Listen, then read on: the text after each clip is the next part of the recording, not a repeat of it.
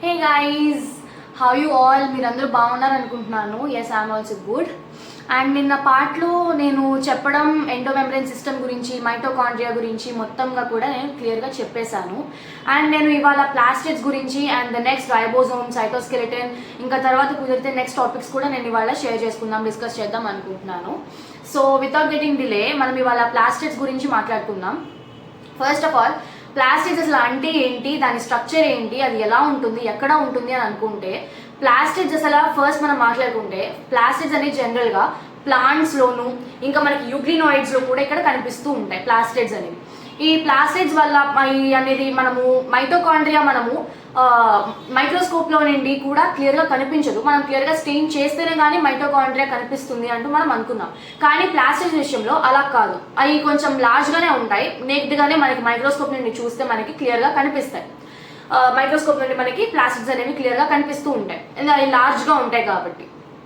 And ఈ plastids అనేవి మనకి అది చాలా టైప్స్ ఆఫ్ పిగ్మెంట్స్ అనేది స్టోర్ చేసుకుని ఉంటాయి. It contains number of pigments. ఆ పిగ్మెంట్స్ ప్రకారంగా ఈ ప్లాస్టిడ్స్ అనేవి 3 టైప్స్ ఉంటాయంటూ సైంటిస్ట్ మనకి చెప్పడం జరిగింది. ఆ 3 టైప్స్ ఏంటంటే క్లోరోప్లాస్ట్, క్రోమోప్లాస్ట్ అండ్ ల్యూకోప్లాస్ట్ అనే 3 టైప్స్ ఆఫ్ ప్లాస్టిడ్స్ అనేవి ఉంటాయి. ఈ అసలు క్లోరోప్లాస్ట్, క్రోమోప్లాస్ట్, ల్యూకోప్లాస్ట్ ఏంటివి, అసలు ఏం చేస్తాయి అని అంటే, క్లోరోప్లాస్ట్ అనేవి మనకి ఏం చేస్తాయి, అవి ఇట్ స్టోర్స్ పిగ్మెంట్స్. ఇవి క్లోరోఫిల్ పిగ్మెంట్స్ ని, క్యారోటినాయిడ్ పిగ్మెంట్స్ ని స్టోర్ చేసుకుంటాయి. సో దానివల్ల వచ్చే యూజ్ ఏంటి అని అంటే, ప్లాంట్స్ లో ఈ యొక్క క్లోరోప్లాస్ట్ అనేవి ఉండడం వలన ఈ ప్లాంట్స్ లో ఫోటోసిన్సిస్ ప్రాసెస్ లో ఈ సన్లైట్, ట్రాపింగ్ ఆఫ్ సన్లైట్ ని ట్రాప్ చేసుకోవడానికి ఇవి హెల్ప్ చేస్తాయి. క్లోరోప్లాస్ట్ వల్ల యూజ్ అది. And if we talk about chromoplast, ఈ క్రోమోప్లాస్ట్ లో క్యారోటినాయిడ్ పిగ్మెంట్స్ ఉంటాయి, లైక్ గ్జాంథోఫిల్, క్యారోటిన్స్, గ్జాంథోఫిల్, ఇంకా చాలా టైప్ ఆఫ్ పిగ్మెంట్స్ ఈ క్రోమోప్లాస్ట్ లో అనేవి ఉంటాయి. ఈ క్రోమోప్లాస్ట్ వల్ల ఏంటి యూజ్ అని అనుకుంటే, ఇవి చాలా టైప్స్, కొన్ని ప్లాంట్స్ లో మనకి చాలా టైప్స్ ఆఫ్ ప్లాంట్ పార్ట్స్ అనేవి మనకి red colour, orange are yellow colour లో కూడా మనకి కనిపిస్తూ ఉంటాయి. ఆ పార్ట్స్ అనేవి ఆ కలర్ లో కనిపించడానికి రీజన్ ఈ యొక్క క్రోమోప్లాస్ట్ వల్లే. ఇందులో ఉన్న ఈ పిగ్మెంట్స్ ఇలాగ రియాక్ట్ అవ్వడం వల్లనే ఈ యొక్క పిగ్మెంట్స్ వలన ఆ ప్లాంట్ పార్ట్స్ అనేవి అలా చూపిస్తాయి, ఆ కలర్స్ చూపిస్తాయి. And next if we talk about the leucoplast అనేది కలర్లెస్. ఇది అసలు ఏ కలర్ ఉండదు, కలర్లెస్ పిగ్మెంట్స్ ఇవి. ఇక్కడ కలర్లెస్ పిగ్మెంట్స్ అనేవి మెయింటైన్ చేస్తాయి. అండ్ దీనివల్ల యూజ్ అండ్ దీని ఫంక్షన్ ఏంటి అని అంటే, ఇట్ స్టోర్స్ ఫుడ్. ఇది ఫుడ్ ని స్టోర్ చేసుకుంటుంది. ఇందులో కూడా ల్యూకోప్లాస్ట్ లో 3 టైప్స్ ఉంటాయి. 3 టైప్స్ ఏంటంటే amyloplast, elaioplast and aleuroplast. I repeat, amyloplast, elaioplast and aleuroplast. ఈ 3 టైప్స్ కూడా మనకి ఫుడ్ ని స్టోర్ చేసుకుంటాయి. ఒక్కొక్క టైప్ ఆఫ్ ఫుడ్ ని స్టోర్ చేసుకుంటాయి. ఈ ఎమైలోప్లాస్ట్ ఏదైతే ఉందో కార్బోహైడ్రేట్స్ ని స్టార్చ్ రూపంలో స్టోర్ చేసుకుంటాయి. అండ్ దీనికి మనకి వీళ్ళు ఇచ్చిన ఎగ్జాంపుల్, ఎన్సీఆర్టీ వాళ్ళు ఇచ్చిన ఎగ్జాంపుల్ పొటాటో అని, మనం ఈవెన్ రైస్ కూడా అనుకోవచ్చు ఎగ్జాంపుల్ గా. And next if we talk about the elaioplast ఏంటంటే ఆయిల్స్ ని, ఫ్యాట్స్ ని స్టోర్ చేసుకుంటుంది. అండ్ దీనికి ఎగ్జాంపుల్ మనం క్యాస్టర్ అని కూడా అనుకోవచ్చు.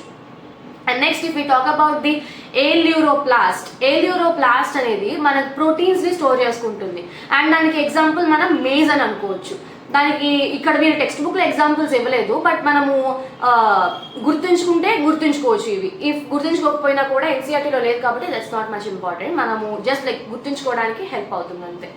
అండ్ నెక్స్ట్ మనము మెయిన్ ఇక్కడ ఇంపార్టెంట్ క్లోరోప్లాస్ట్. ఈ క్లోరోప్లాస్ట్ అంటే ఏంటి, ఎక్కడ ఎలా ఉంటుంది అని అంటే, ఫస్ట్ మనకి క్లోరోప్లాస్ట్ అనేది జనరల్ గా మనకి లీవ్స్ లో ఉన్న మీసోఫిల్ సెల్స్ లో ఉంటాయి, లేకపోతే మనకి క్లామిడోమోనాస్ లో ఉంటుంది.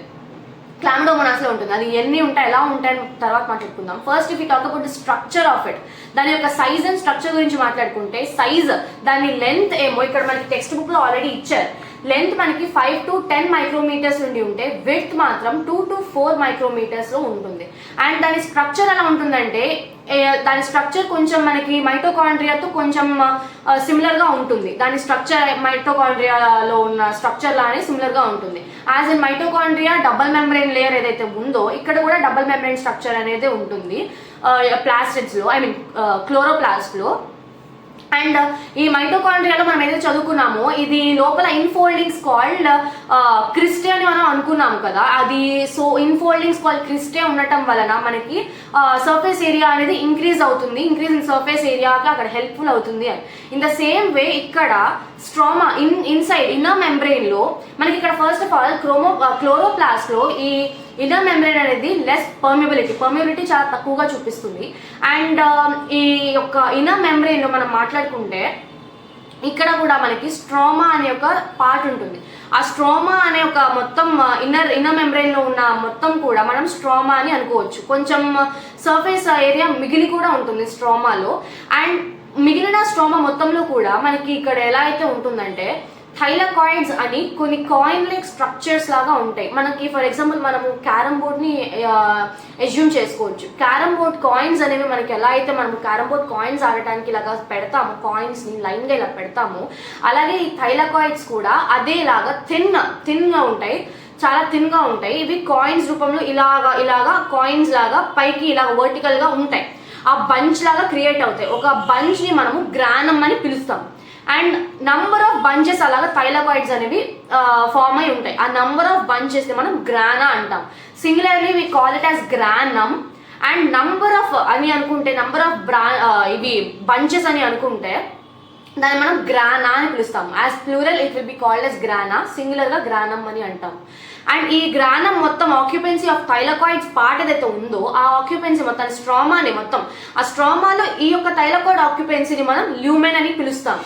అండ్ ఆ ల్యూమెన్లో ఈ గ్రానం ఏదైతే ఉందో ఈ థైలకాయిడ్స్ ఇవన్నీ కూడా ఈ నంబర్ ఆఫ్ బంచెస్ ఆఫ్ గ్రానాకి ఎలా అయితే అటాచ్ అవుతాయో ఆ లింకర్ పాయింట్ని థైలకాయిడ్ ఈ గ్రానంలో ఉన్న ఈ థైలకాయిడ్స్ నెక్స్ట్ గ్రానంకి ఎలా అయితే పక్కన ఉన్న గ్రానంకి ఎలా అయితే అటాచ్ అవుతాయో ఆ లింకర్స్ని మనం స్ట్రోమా లామెల్లా అని అంటాం. అక్కడ లింకర్స్ అనేవి ఫామ్ అవుతాయి, వాటిని మనం స్ట్రోమా లామెల్లా అని పిలుస్తాం.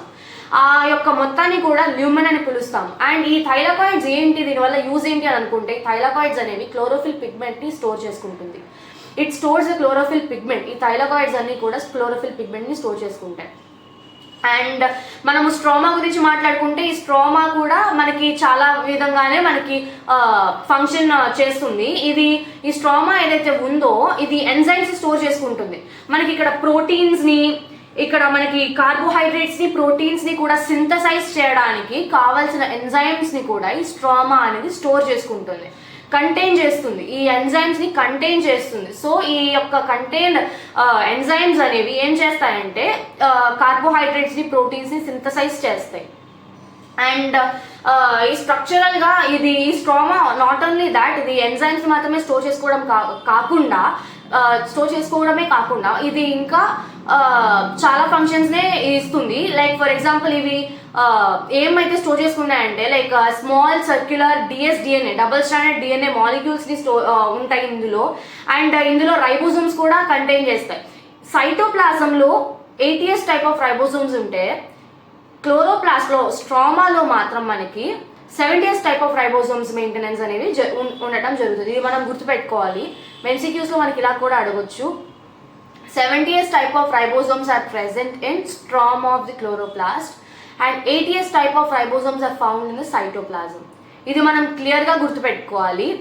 అండ్ నెక్స్ట్ మనము ఇది ఎలా ఉంటుంది, ఎక్కడ ఉంటుంది, ఎన్ని ఉంటాయి అని మాట్లాడుకుంటే ఇది క్లామిడోమోనాస్. ఇక్కడ మనకి ఆల్రెడీ ఇచ్చారు. క్లామిడోమోనాస్లో ఒక సెల్లో 1 క్లోరోప్లాస్ట్ ఉంటే లీఫ్లో నంబర్ ఆఫ్ మీసోఫిల్ సెల్స్ అనేవి ఉంటాయి.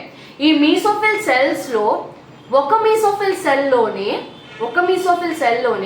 20 to 40 క్లోరోప్లాస్ట్ అనేవి ఉండటం జరుగుతుంది. మనకి ఇక్కడ ఉంటుంది అంటూ సైంటిస్ట్స్ చెప్పారు. I repeat this clearly that లీఫ్లో ఉన్న మీసోఫిల్ సెల్స్ ఏవైతే ఉన్నాయో అందులో ఒక సెల్ మాత్రమే, ఆ ఒక సెల్లోనే ఒక మీసోఫిల్ సెల్లోనే మనకి 20 to 40 క్లోరోప్లాస్ట్ అనేవి ఉండొచ్చు అని సైంటిస్ట్స్ చెప్పారు. అండ్ నెక్స్ట్ ప్లాస్టిడ్స్ ఇక్కడతో కంప్లీట్ అయిపోయింది. And next if we talk about the ribosomes, as నేను స్టార్టింగ్ డే నుండి కూడా రైబోసోమ్స్ గురించి కామన్గా చెప్తూనే వచ్చా. అది రైబోసోమ్స్ అనేవి సబ్ యూనిట్స్ ఉంటాయి, 2 సబ్ యూనిట్స్ ఉంటాయి. ఆ సబ్ యూనిట్స్ గురించి 70s 80s type of ribosomes ఇలాగా ఉంటాయి. ఆ యొక్క ఎస్ని మనము స్విట్బర్గ్ యూనిట్ అని అంటాము అని ముందర నుండి కూడా మనం చెప్పుకుంటూనే వచ్చాం. ఇక్కడ మనం స్పెసిఫిక్గా మాట్లాడుకుంటే రైబోసోమ్స్ అనేది జార్జ్ ప్యాలెట్ అనే ఒక సైంటిస్ట్ మనకి 1953లో ఎలక్ట్రాన్ మైక్రోస్కోప్ నుండి రైబోజోమ్, ఇట్స్ గ్రాన్యులార్ స్ట్రక్చర్ అంటూ దాని గురించి మొత్తం కూడా ఈ జార్జ్ ప్యాలెట్ అనే ఒక సైంటిస్ట్ చెప్పడం జరిగింది. ఈ సైంటిస్ట్ మనకి ఏమని చెప్పారు అని అంటే, మనకి ఈ యొక్క రైబోజోమ్స్ అనేవి ప్రోకారియోటిక్ సెల్స్లో ఒక విధంగా, ప్రోకారియోటిక్ బ్యాక్టీరియాలో ప్రోకారియోటిక్ రైబోజోమ్స్ అనేవి ఒక విధంగా ఉంటాయి, యూకారియోటిక్ రైబోజోమ్స్ అనేవి ఒక విధంగా ఉంటాయి. ప్రోకారియోటిక్ రైబోజోమ్స్ని మనం 70s టైప్ ఆఫ్ రైబోజోమ్స్ అని అంటాము, యూకారియోటిక్ రైబోజోమ్స్ని 80s టైప్ ఆఫ్ రైబోజోమ్స్ అని అంటాం. అండ్ ఇందులో ప్రతి రైబోజోమ్కి కూడా 2 సబ్ యూనిట్స్ ఉంటాయి, పైన కింద 2 సబ్ యూనిట్స్ ఉంటాయని మనం చెప్పుకున్నాం. అండ్ అదే మనకి ఇక్కడ ఏదైతే 80s type of ribosomes, eukaryotic ribosomes ఏవైతే ఉన్నాయో అక్కడ మనకి ఇక్కడ ఎలాగ 60s and 40s type of 40s sub units అనేవి type of ribosomes, sub units అనేవి అలా ఉంటాయి. అదే మనం ప్రొకారియోటిక్ లో మాట్లాడుకుంటే 70s టైప్ ఆఫ్ రైబోజోమ్స్, ఈ ప్రొకారియోటిక్ లో 70s టైప్ ఆఫ్ రైబోజోమ్స్ లో ఉన్న ఈ సబ్ యూనిట్స్ ఎలా ఉంటాయంటే 50s and 30s type of ribosomes అనేవి ఉంటాయి. ఈ ఎస్ అంటే మనము స్విట్బర్గ్ యూనిట్ అని ఎలా అయితే అనుకున్నామో అది కరెక్టే. అండ్ దాన్ని మనము సెడిమెంటేషన్ కోఎఫిషియంట్ అని పిలుస్తాం. అసలు ఈ ఎస్, ఈ నంబర్స్, ఈ యూనిట్స్, ఈ డిజిట్స్ వల్ల మనకు వచ్చే యూజ్ ఏంటి అని అంటే, ఈ మెజర్మెంట్స్, డెన్సిటీ, సైజ్, డెన్సిటీ యొక్క రైబోజోమ్ యొక్క డెన్సిటీ అండ్ సైజ్ అని మనము క్లియర్గా మనం ఈ మెజర్మెంట్స్ మనము ఇండైరెక్ట్ గా మనము కొలవచ్చు అంటూ, ఆ మెజర్మెంట్స్ ఇలాగ చేయొచ్చు అంటూ మనకి ఈ యొక్క యూనిట్స్ని మనకి ఇవ్వడం జరిగింది. And that's all for this ribosomes. And next మనము సైటోస్కెలిటన్ గురించి మాట్లాడుకుంటే next topic will be the cytoskeleton. Cytoskeleton అనేది ఏం లేదు, మనకి ఇది సైటోప్లాజంలో ఉంటుంది. సైటోస్కెలిటన్ అనేది మనము ఎగ్జాంపుల్గా మనం ఎండోమెమ్బ్రేన్ సిస్టంలో మనం ఏదైతే endoplasmic reticulum, Golgi bodies, lysosomes, vacuoles ఇవన్నీ కూడా ఎండోమెమ్బ్రేన్ సిస్టమ్ కింద కంక్లూడ్ అవుతాయి. ఇవన్నీ కూడా కోఆర్డినేషన్ మూమెంట్స్ ఉంది కాబట్టి నేనైతే అనుకున్నాము. ఈ సైటోస్కెలిటన్లో కూడా నంబర్ ఆఫ్ కొన్ని టైప్స్ ఆఫ్ ఉంటాయి. ఆ యొక్క కలిపి, ఆ యొక్క థింగ్స్, ఆ యొక్క పార్ట్స్ని కలిపి మనం ఇక్కడ సైటోస్కెలిటన్ అన్నాం. ఏమైతే ఉన్నాయి అంటే అవి మైక్రోట్యూబ్యూల్స్, మైక్రోఫిలమెంట్స్ అండ్ మనకి ఇంటర్మీడియట్ ఫిలమెంట్స్ అని కూడా ఉన్నాయి. ఈ మొత్తంగా కలిపి మనల్ని సైటోస్కెలిటన్ అని చెప్పడం జరిగింది. వీటి వల్ల యూజ్ ఏంటి అని అంటే, ఇది సెల్కి షేప్ని ఇస్తుంది, షేప్ని ఇవ్వడం కాదు, ఉన్న షేప్ని మెయింటైన్ చేస్తుంది, మొటిలిటీని ఇస్తుంది అండ్ మెకానికల్గా సపోర్ట్ ఇస్తుంది. ఈ విధంగా మనకి సైటోస్కెలిటన్ అనేది హెల్ప్ఫుల్ అవుతుంది.